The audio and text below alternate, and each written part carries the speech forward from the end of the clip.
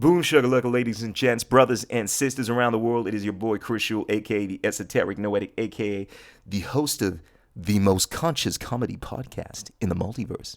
I like how that sounds. If you like how that sounds, be sure to give us a follow, a like, tell your mom, tell your friends about us. You can find us on the Spotify's, on the iTunes. And ladies and gents, I thought I would break down this video I came across on the Jesse Michels channel, a channel talking about a lot of this subject matter, weird science and freaking magic.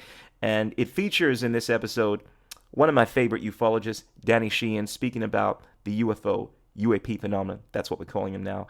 And this conversation, this conversational jiu-jitsu session exemplifies the two schools of thought around this subject matter. And it has become very clear to me that you have one community, the same community that a few years ago was saying, oh, we don't know if UFOs, UAPs are real. I don't know, could be, could not be, right? And those, right, which I'd call the ufologist scene, right? The people that have actually done the research that are saying that, yes, they very much are real. The government has been reverse engineering this crap for a long time. They're extraterrestrial beings. There are many of them. I've been saying this narrative that in terms of what they are extraterrestrial, at least many of them. There are many different factions. Some of them have been on this planet for longer than us, apparently, like the reptilians. Sounds crazy. And then you have the Greys, you have the Nordics. There's a lot of literature around this subject matter, so much that a few decades ago, the U.S.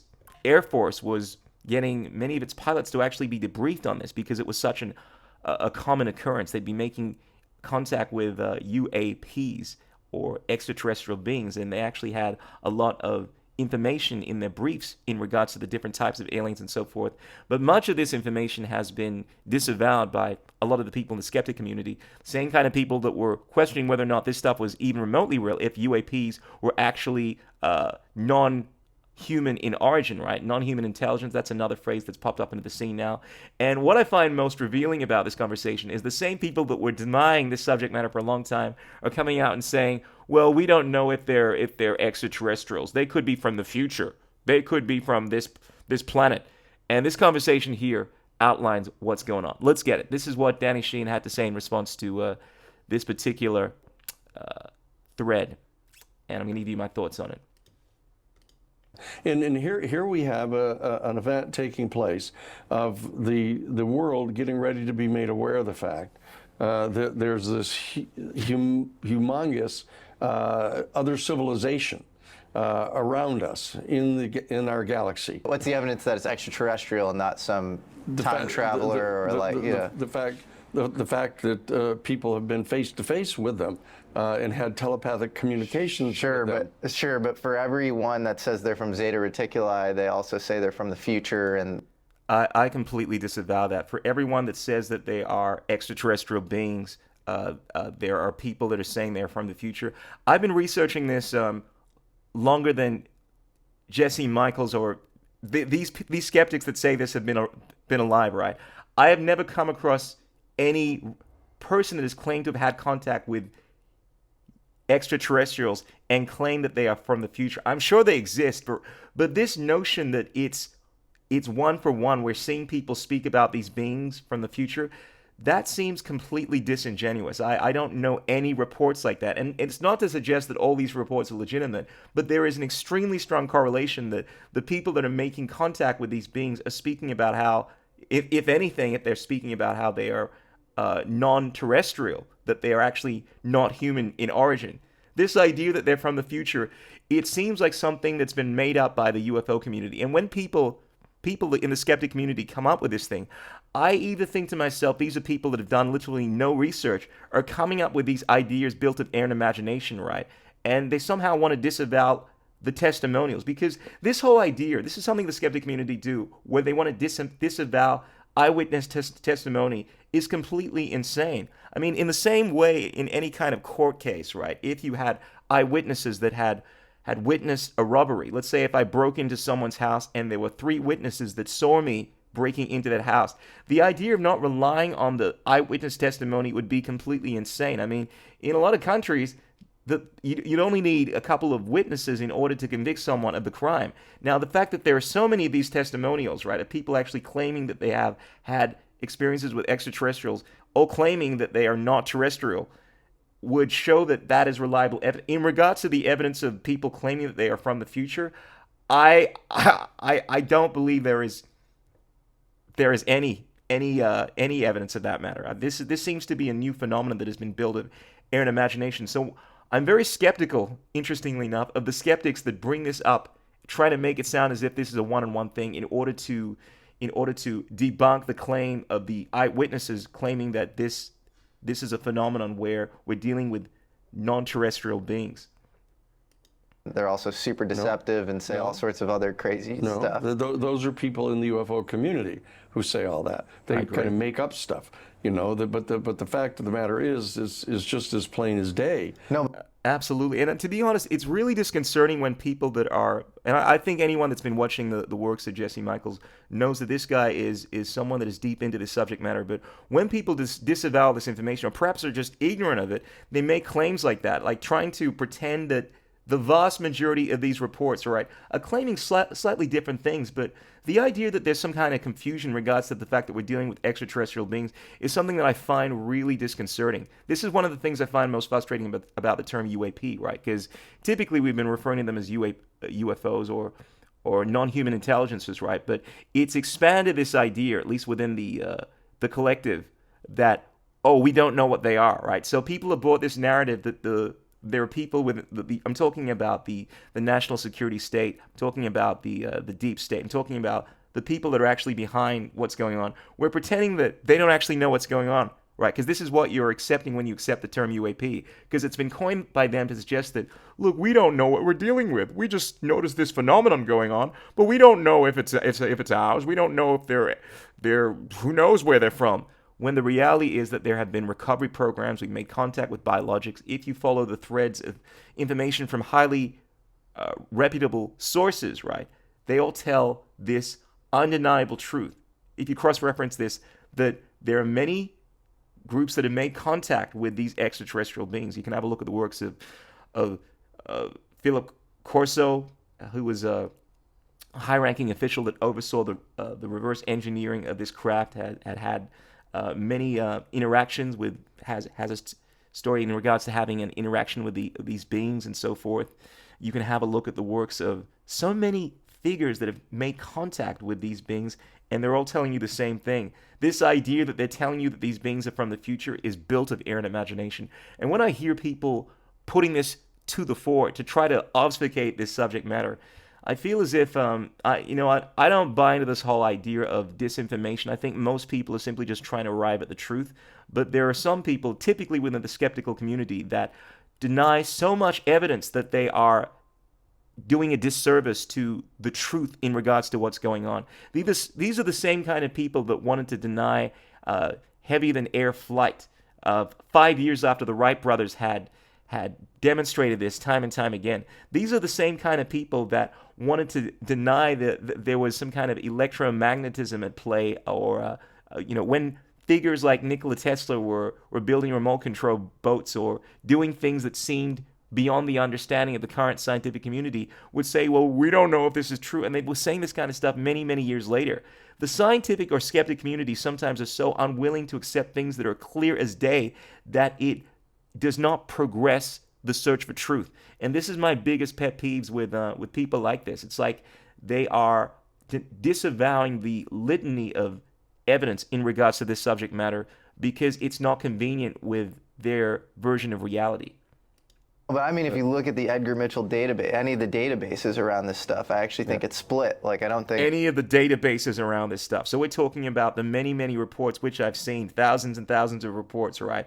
You think it's split? I've gone through thousands of reports, and I'm not saying that there isn't a thing. Of course, you're going to have crazy people that say that, you know what, I had sex with an alien and it gave me superpowers, and like I met an alien and he was from the future. But the vast majority of them are not saying that. The idea of putting this into the space only obfuscates it, like we don't know where they're from.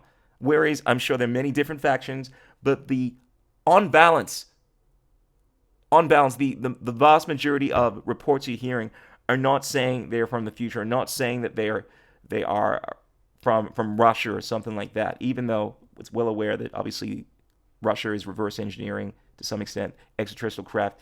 And it's possible that there are many different origins to these beings, but the underlying theme here is that we're dealing with non-human intelligences, not terrestrial to this planet. It's clear that they're from another planet. In fact, there's one hominid species on Earth that's sentient, upright, bipedal, that has advanced technology, and it's us. And there are 20 billion Earth-like planets in the Milky Way galaxy, but there are over 1 trillion non-Earth-like planets. So, and we're seeing a thing that looks like us. Yeah. They're hominid. So the likelihood of evolutionary convergence on a totally foreign planet is just super, super slim. You see, the problem I have with this is Jesse is making an argument based on theory, on theoretics, and it's just a theory. I don't give it that much credibility. But in terms of the reports, in terms of what we're seeing thousands and thousands of reports of people of actually having seen humanoid beings, right? And his attitude is, well, I have to disavow all of that because my theory, which there's no credible evidence to actually support, it is a theory. It's a hypothesis at best, right? A hypothesis, I'd say, or a theory, all right? There isn't any real evidence to suggest this because the idea that we know exactly how many billions of planets there are within our galaxy, this is all conjecture, right? You're going to take this airy-fairy claim and give that more credibility as a theory or hypothesis than the eyewitnesses, the thousands of eyewitnesses, which would be very credible in a court of law, and say because your hypothesis, because the evidence doesn't match with your hypothesis, I'm not really going to buy into that. Because he's basically implying that the nature of these beings, the way they look, humanoid, doesn't seem likely, even though that's what all the eyewitness reports are saying, or even the eyewitness reports that are claiming that these beings are from the future, which I disavow, right? And saying, well, because my theory suggests that, well, it's unlikely that these beings would look anything like us, I'm going to accept my theory over the eyewitness reports, which seems like a very flawed way of looking at evidence, to say the least. And so the Occam's razor explanation would actually be that there's something emanating from, they're sort of related to mankind. And they could be interstellar, they could be a different timeline interacting with us.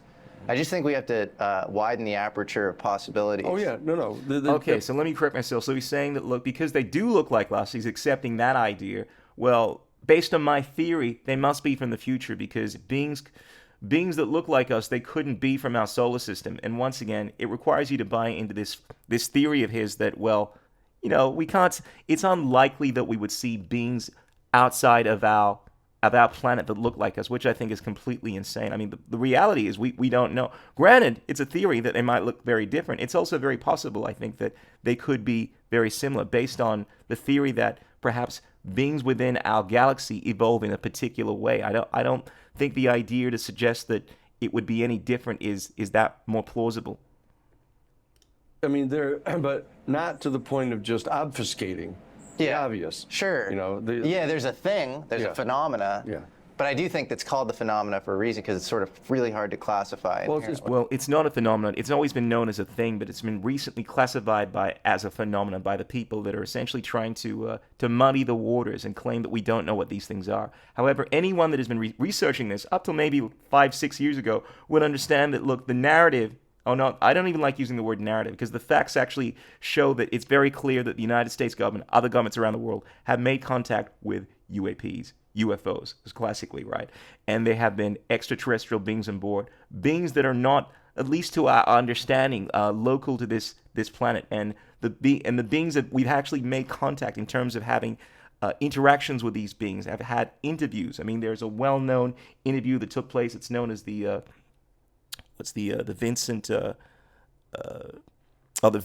Victor interview, right? Where I think it's actually clearly a gray that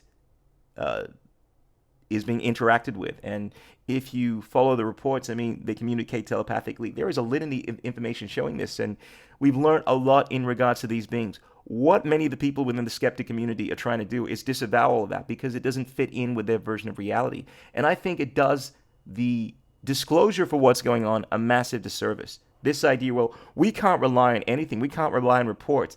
It's not relying on all of these reports that was so disadvantageous to the truth and took us so long to get to this point already. I mean, we should have, in 1950, we should have had an understanding of what was going on, but because people were so easily brainwashed into this narrative that had been perpetuated that we're dealing with weather balloons, that the idea of ETs is something built of air and imagination. It held us back. But for those that have been in the know in regards to this, it's very clear that for the most part, on balance, we're dealing with non-terrestrial beings, extraterrestrials. And look, you can call them whatever you want to, UAPs, UFOs, but this is the most important heart of the issue. And I think the idea of trying to muddy this thing down to say, look, we're just dealing with humans here is a complete erroneous examination of what's really going on. It's because the conversation that you're talking about now has assiduously excluded all the evidence of face-to-face contact that people have had. I mean, there are thousands of people who've had face-to-face contact in telepathic communications with the actual occupants of the craft, which there's this huge effort to kind of pretend that isn't true. Like that isn't true because there aren't enough government-circled people in scientific community people who've affirmed it yet. Absolutely. And the biggest issue I have is that because just some government official people have been coming out, right? It's like a lot of people won't accept truth, even when they can see it with their own eyes. They can hear it from other third-party sources, right? Unless, of course, the government tells them. Now, I don't buy into what the government is saying just because the government is saying it. I look at all sources for what they are. But when you corroborate these sources, right, because the people are actually coming out, people like David Grush, right, they're saying things that are still very minuscule in terms of understanding the big picture. All that Grush is saying, which is easily verifiable, is that, yes, there are recovery programs. There have been biologics on board. This is the stuff that's been known for decades. This is not a new phenomenon, but it seems that what is required by a lot of people, at least some people within the skeptic community, is for it to be accepted by consensus, by the skeptic community in order for something to be true. The truth remains the truth regardless of whether or not your government says it's the truth. It just requires you to look at the evidence for what it is. But so many people disavow the evidence because it's not coming out from sources that have been lying for the most part for the longest amount of time, right? Now, because of a few breakaway individuals, right, within the establishment of the national security state, so forth, have come out and said, look, you know what? I'm going to say this much, and this is all I'm able to say. Look, from what I do know, this is actually real. Now you're inclined to believe him, but you're only taking a slice of the equation, and you're still disavowing the truth that's been coming out of all the people that have been saying everything that they've been proven to be right about for the longest amount of time. And I find this to be such a disservice. And I find so many of the skeptics within the community, right, that are just slowly nudging their way to the truth of what's going on are still doing the disclosure such a massive service because they're trying to obfuscate what's really going on here by muddying the waters, pretending that we don't really know what's going on in terms of what these things are, where they're from. And look, for the most part, granted, we're not dealing with one entity per se, but we are dealing, with the most part, non-terrestrial beings. I think this idea that we don't know at least that much is completely ridiculous. Well, that's a good segue into the first UFO-related person you represented is John Mack. That's right. And John Mack was the head of the Harvard Psychiatry Department. Yeah, which is another interesting point. One of the biggest cases for what's going on is the abduction experiences. This is a phenomenon dealing with people having lost memory after having gone out or experienced some kind of UFO or weird being in front of them, only to wake up in bed, common scenario, and then after having gone some kind of regression, after being worried about the fact they've lost time, are able to recall exactly what was going on. And these people clearly not lying, clearly have the implants to show that they've somehow been inseminated, somehow had somehow having been violated, all testify to seeing these humanoid-like or insectoid-like beings, the beings that are clearly not of this world. And the work of John Mack was able to uncover a lot of this kind of stuff. This is a phenomenon that has been taking place for a very, very long time. But in any event, ladies and gents, let us know what you think in the comments below in regards to the UAP phenomenon. Do you think it's incredibly clear that we're dealing with extraterrestrial beings, or have you fallen into the skeptical community mentality of like not trusting anything until you can verify it by the establishment? Until next time, peace out, keep it real, and as I always say, remember there are 3 things that cannot remain hidden for long: the sun, the moon, and the truth. Peace. Ow! I don't even care. was lonely.